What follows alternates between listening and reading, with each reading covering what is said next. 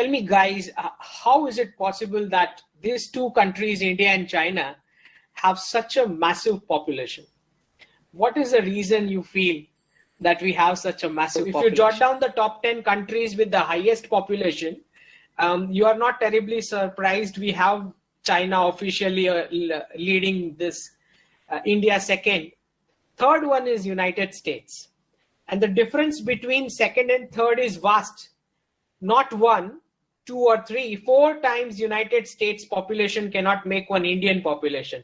And this has been true for the whole human history of this planet for thousands of years, that more than 50% of the world's population live here in South Asia.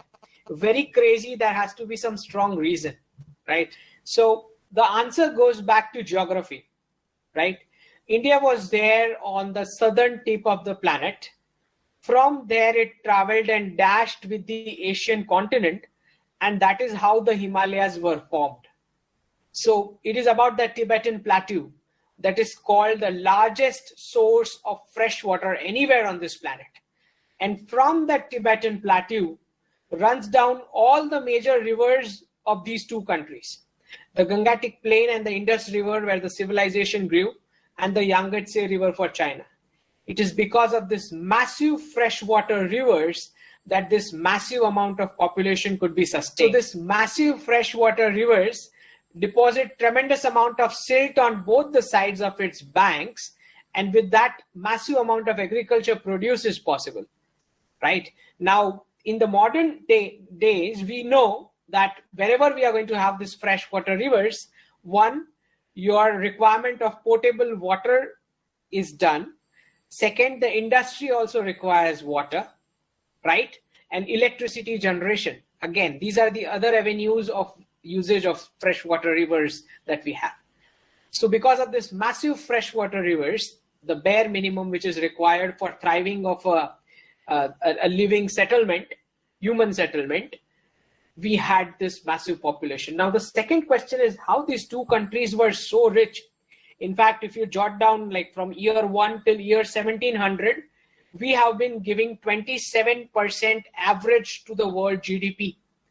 That is how rich we were, right? And India, China together giving more than 50% of the world GDP for 1700 years. That is, 85% of the 2000 years of recorded history that we have, recorded human history.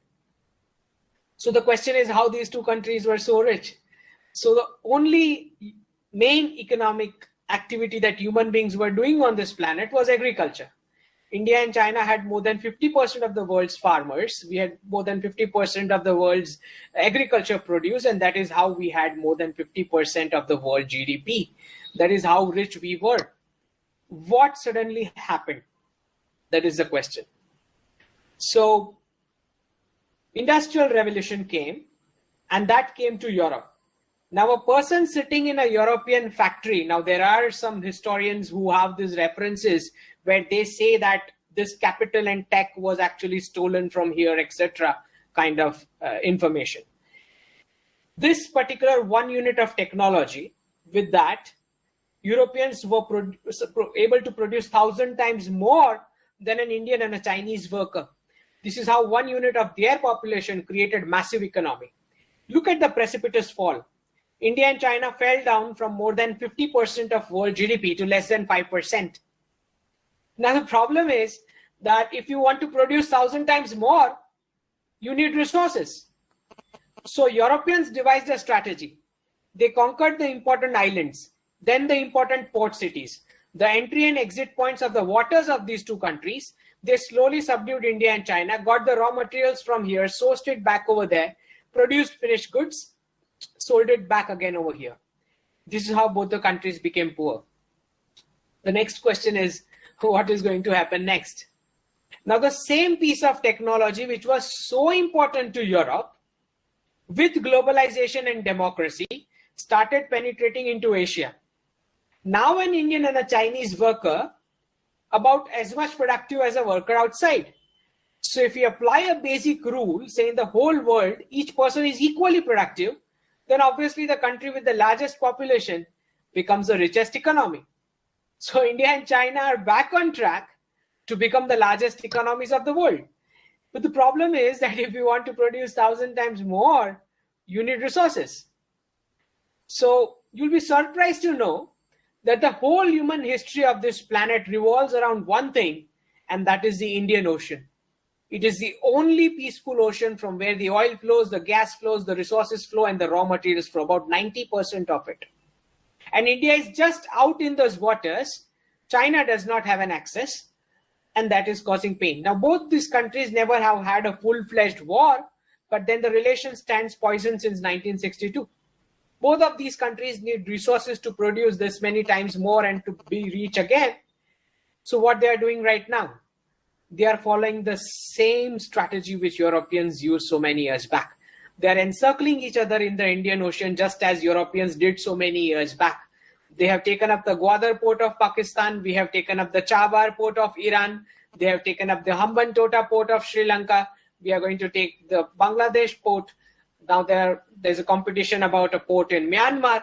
So essentially India and China encircling each other in the Indian Ocean just as Europeans did so many years back.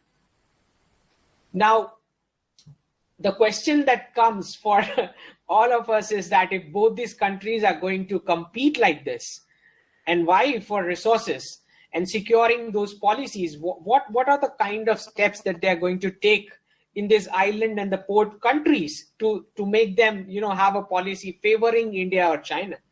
Now, one of the tools which are being used is investments and line of credit to these island nations. So both these countries are throwing money on these island nations, be it Maldives, be it Sri Lanka, be it Iran, Pakistan, right? These island and port countries, Seychelles, right? UAE, Dubai, right? These are the countries where the investments are going because the major trade routes are being controlled over here. Now let me show you a chart, which was yes. So this is the chart of contribution to world GDP from year 1 till year 2008. And this is the kind of narrative which runs in the Western media.